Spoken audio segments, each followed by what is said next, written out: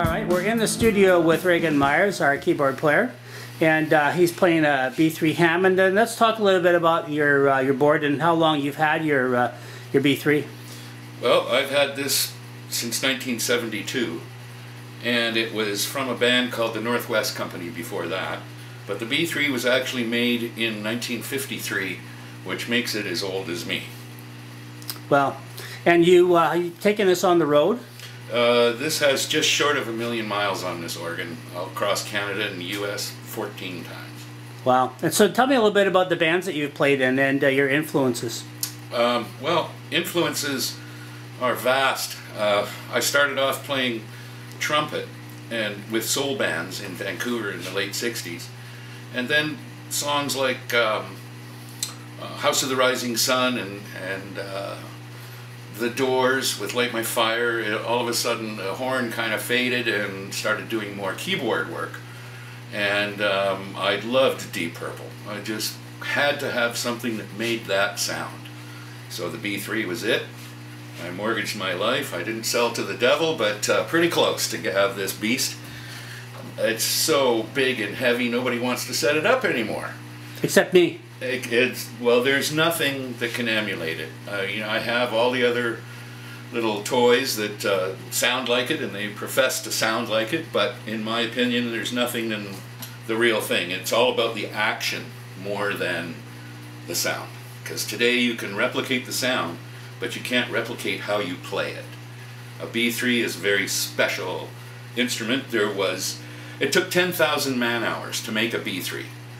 So today, that would probably cost about $100,000 to make one of these things. Yeah. When they were new in the 50s, they were $6,500, which was almost twice the price of a house in downtown Vancouver. Wow. Yeah. Well, let's talk a little bit about this track that you did on our song here, and your approach to the track. You've got a bed track here that you've played underneath everything, and then of course you've got a solo in here. So talk about your bed track first. Well, the bed track was played to enhance melody and also to enhance further players, like for example guitar or sax. It gives leading tones to the vocal line and leading tones to any other instrument that would like to harmonize. So, and you repeat that phrasing so that it becomes constant. It becomes a part of the song, like the verse or the chorus. So you'll notice that I've repeated the verse section.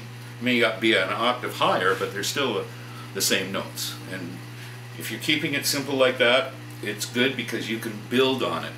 If you're complicated from the start, you can't build on that. You can't really take away. The Hammond B3 sound is so full, as soon as it stops, it's like the whole bottom end just dropped out. So you've got to play it accordingly. Yeah, we had to actually bring you in separately. We did do, you know, sort of live from the studio with the rest of the instruments, but the organ is it has to be played so loud in order to get that sound. Yeah. That it bled into everything, and so we finally had to bring it back in to do it. So do you have any advice for any of the young players that may be interested in using B3? Do you think that they should try to go for a B3 or go with one of the newer electronic models of the B3? Well, I do think it's about playability.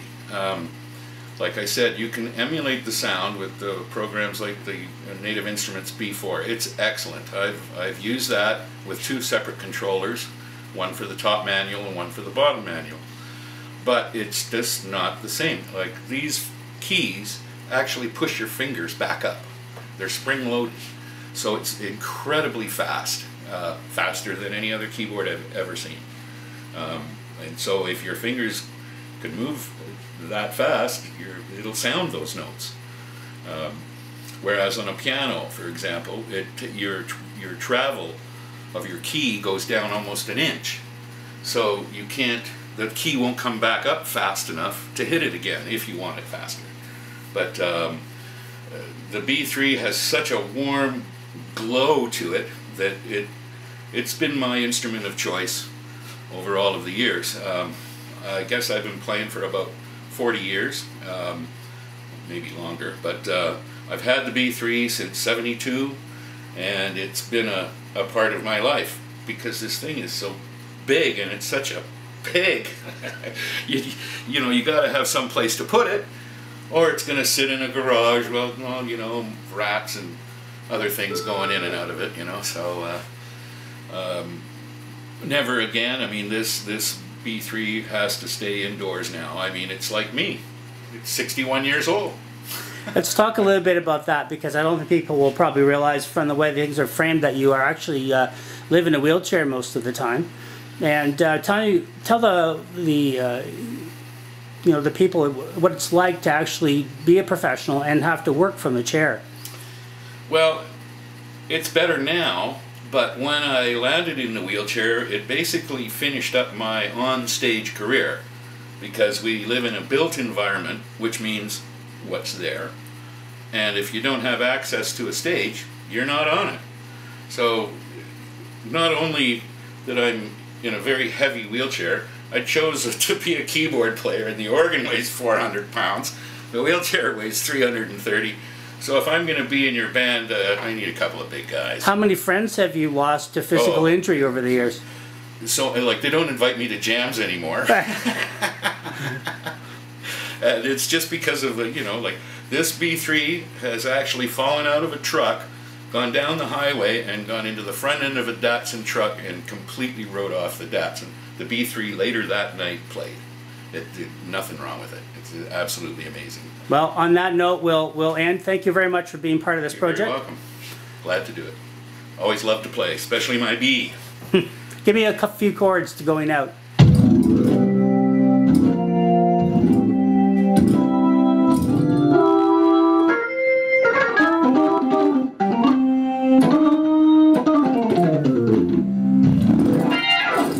And that's all, folks.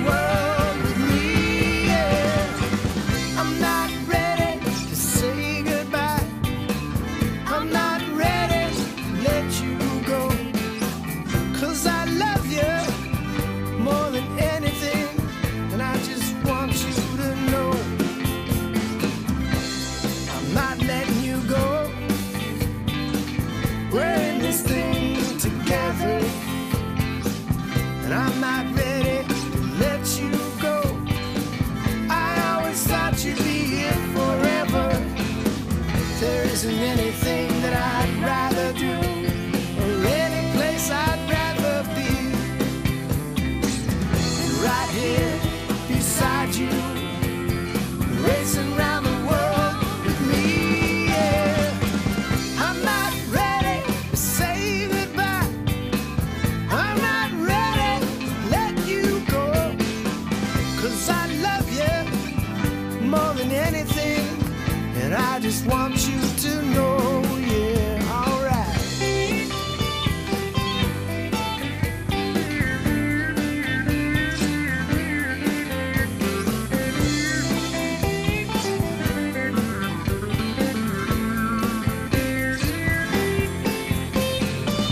There isn't anything that I'd rather do, or any place I'd rather be, and right here beside you,